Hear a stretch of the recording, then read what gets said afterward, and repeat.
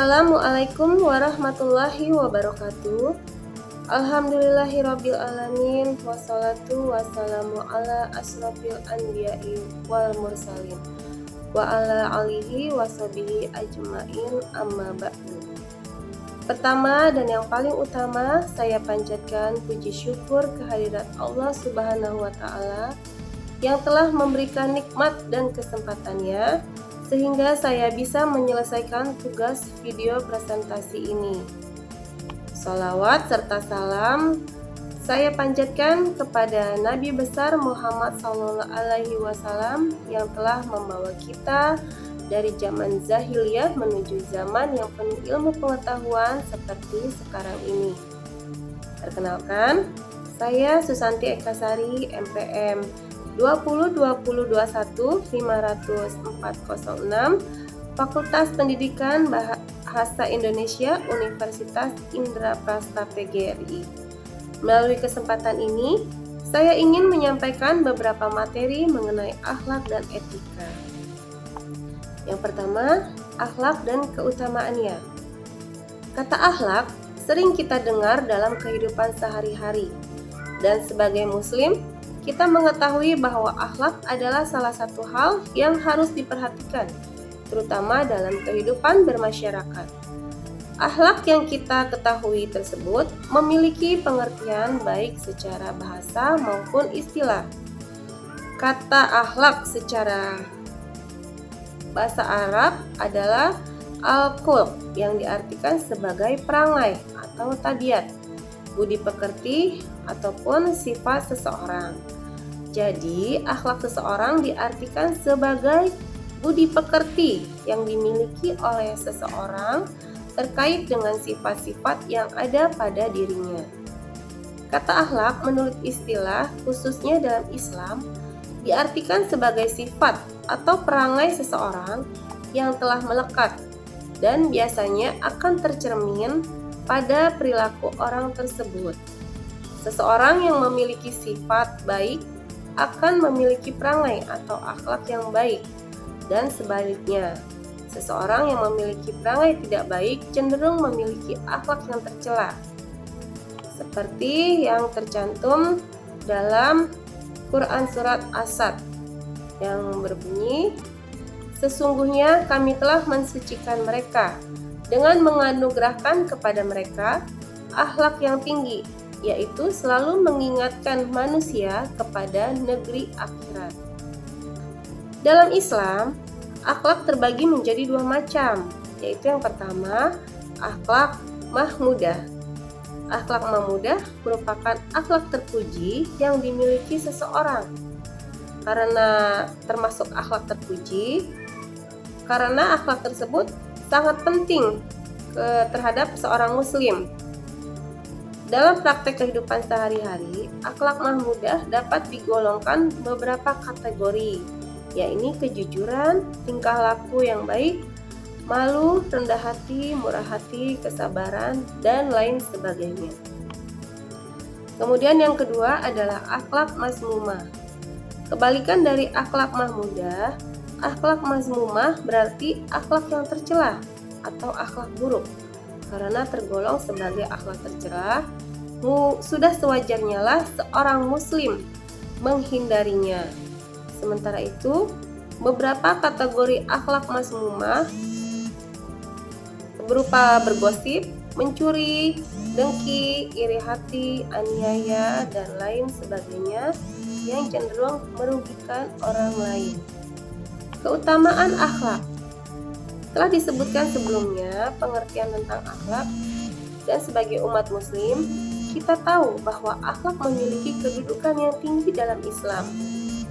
Beberapa keutamaan memiliki akhlak yang terpuji, antara lain yang pertama, memiliki timbangan yang berat di akhirat.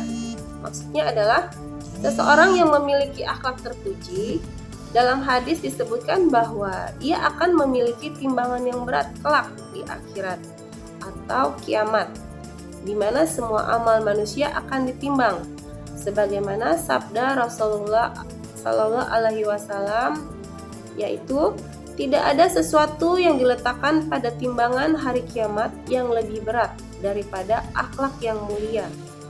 Dan sesungguhnya orang yang berakhlak manusia bisa mencapai derajat orang yang berpuasa dan sholat. Kemudian yang kedua adalah dicintai oleh Rasul Shallallahu Alaihi Wasallam. Rasul Shallallahu Alaihi Wasallam diutus tidak lain adalah untuk menyempurnakan akhlak manusia di bumi, dan tentu saja Rasul merupakan manusia yang memiliki akhlak yang baik. Lalu yang ketiga adalah memiliki kedudukan yang tinggi. Dalam satu hadis disebutkan bahwa seseorang yang memiliki akhlak dan budi pekerti yang mulia berarti memiliki kedudukan yang tinggi di akhirat kelak.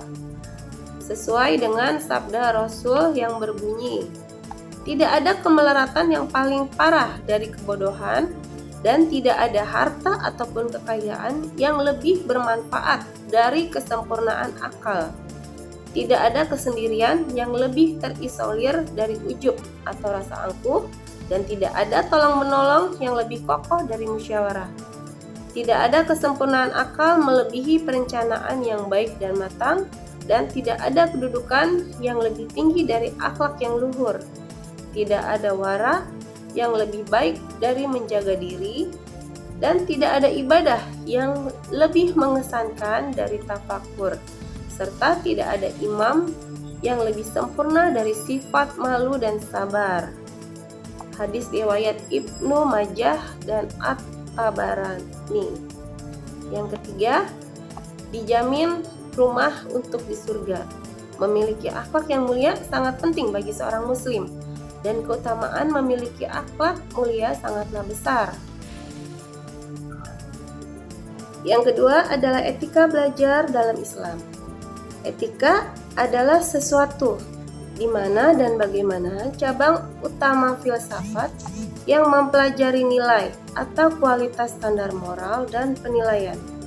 Etika mencakup analisis dan penerapan konsep seperti benar, salah, baik, buruk, serta bertanggung jawab. Sedangkan belajar adalah suatu proses atau usaha yang menjadi dasar atau fundamental dalam pendidikan setiap individu. Dengan adanya belajar, setiap individu mengalami berbagai perubahan baik dalam tingkah laku, pengetahuan, pola pikir, keterampilan, dan hal-hal lain yang berkaitan dengan kehidupannya. Adab dan etika dalam menurut ilmu penting agar ilmu yang diperoleh bermanfaat dan berkah. Menuntut ilmu merupakan kewajiban bagi setiap muslim, sebagaimana sabda Rasulullah Shallallahu Alaihi Wasallam yang berbunyi, "Menuntut ilmu itu wajib bagi setiap muslim." Hadis riwayat Ibnu Majah, disahihkan Al-Albani dalam Sahih Al-Jami' Syakhir nomor 3913. Berikut beberapa adab dan etika yang wajib diperhatikan dalam menuntut ilmu. Yang pertama, yaitu memperbaiki niat. Dalam menuntut ilmu, seorang muslim sebaiknya berniat untuk mendapatkan keridhaan Allah Subhanahu wa taala, sebab dengan ridha Allah maka ilmu akan mudah diterima. Sesuai dengan sabda Rasulullah alaihi wasallam yang berbunyi, "Sebuah perbuatan dinilai berdasarkan motivasinya, dan tiap orang mendapatkan apa yang diniatkan.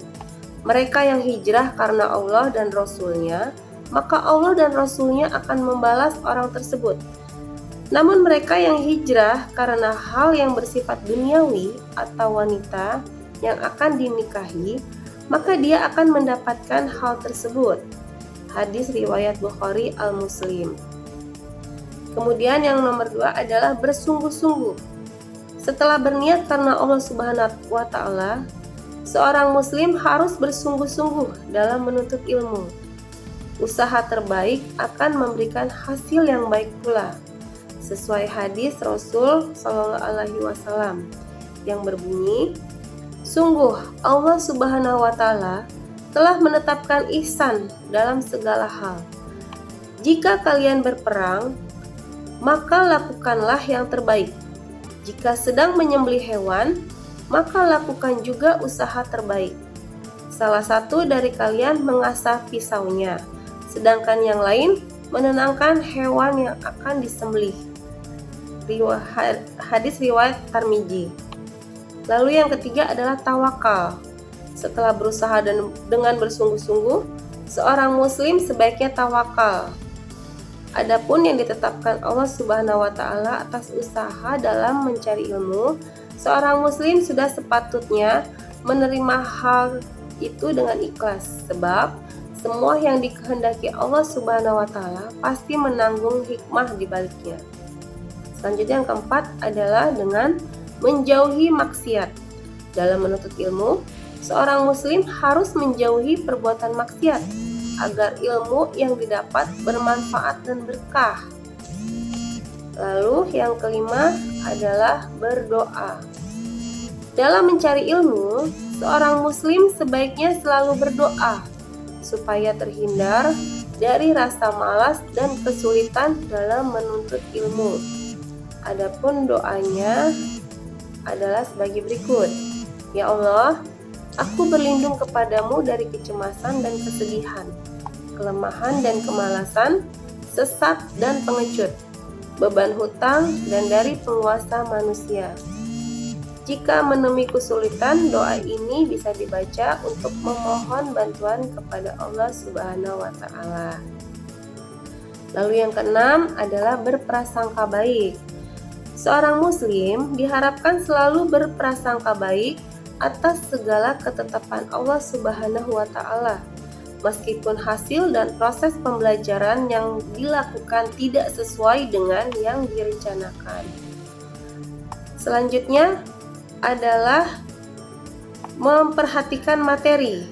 Agar mendapatkan ilmu dengan mudah, maka berkonsentrasilah dengan cara memperhatikan guru saat menjelaskan. Selanjutnya adalah menghormati gurumu.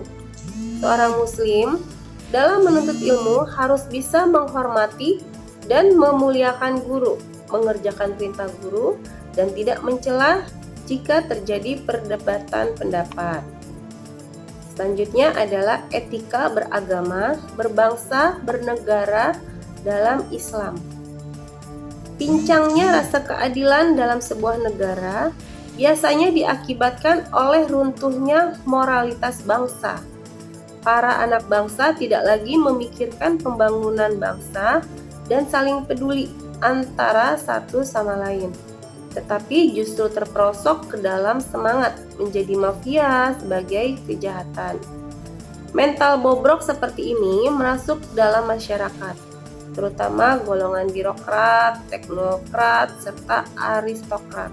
Akhirnya, rakyat jelata dilanda sebuah penyakit kritis berupa lenyapnya optimisme kebangsaan dan nasionalisme. Al-Quran telah menggambarkan sebab kehancuran sebuah negara sebagaimana firman Allah Subhanahu wa taala. Dan kami tidak membinasakan suatu negeri kecuali penduduknya melakukan kezaliman. Quran Surat Al-Masaqah ayat 59.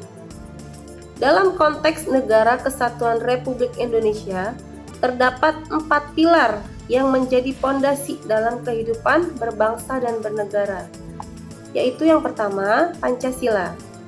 Pancasila merupakan pandangan hidup bangsa Indonesia yang dimana nilai-nilai yang terdapat di dalamnya diambil dari karakter dan pandangan hidup diri bangsa Indonesia itu sendiri. Butir-butir yang ada Pancasila tidak ada yang bertentangan dengan ajaran-ajaran Islam atau bahkan sejalan dengan ajaran Islam. Lalu yang kedua adalah Undang-Undang Dasar 1945. Undang-Undang Dasar adalah hukum dasar yang menjadi dasar pijakan bagi kehidupan bangsa Indonesia. Undang-undang ini mengatur tentang bentuk, sistem pemerintahan, pembagian kekuasaan, wewenang badan-badan pemerintahan, hak dan kewajiban warga negara, dan sebagainya. Lalu yang ketiga adalah NKRI atau Negara Kesatuan Republik Indonesia. Indonesia adalah negara kepulauan yang terdiri dari beraneka ragam suku, bangsa, bahasa, agama, adat, budaya, dan sebagainya yang disatukan oleh kesadaran bersama sehingga disebut sebagai NKRI. Perbedaan dalam kehidupan manusia merupakan kodrat Allah yang tidak bisa diubah. Bahkan adanya keanekaragaman ini menjadi Indonesia sebagai negeri yang kaya. Dalam Islam, keanekaragaman tersebut bertujuan agar terjadinya saling mengenal dan kerjasama, dan beraneka ragam juga sebagai cara Allah untuk menguji siapa yang paling takwa kepada Allah. Lalu yang keempat adalah Bhinneka Tunggal Ika atau yang sering kita terjemah sebagai berbeda tetapi tetap satu jua, merupakan semboyan bangsa Indonesia untuk mempersatukan segala perbedaan yang ada dalam bangsa seperti suku, agama, adat, istiadat, budaya, dan sebagainya. Yang terakhir adalah prinsip demokrasi dalam Islam. Yang pertama, musyawarah atau asyura. Prinsip ini menjelaskan cara pengambilan keputusan berdasarkan kesepakatan bersama dengan mengutamakan kepentingan umum daripada kepentingan golongan. Lalu yang kedua adalah adil atau al-adalah. Artinya, penegakan hukum di berbagai sektor kehidupan sehingga berjalan adil dan bijaksana bagi semua orang. Lalu yang ketiga, memenuhi kepercayaan atau al-amanah. Setiap orang yang terlibat dalam demokrasi wajib menjaga amanah saat musyawarah. Yang keempat adalah tanggung jawab atau al-masuliyah. Setiap muslim wajib menyadari jabatan dan kekuasaan adalah amanah yang harus dilaksanakan. Mereka yang dititipi amanah wajib bertanggung jawab di depan Allah Subhanahu wa Ta'ala yang mempercayakannya. Demikian presentasi saya hari ini. Mohon maaf atas segala kekurangan baik dalam penyampaian maupun tutur kata. Akhir kata saya ucapkan terima kasih. Wassalamualaikum warahmatullahi wabarakatuh.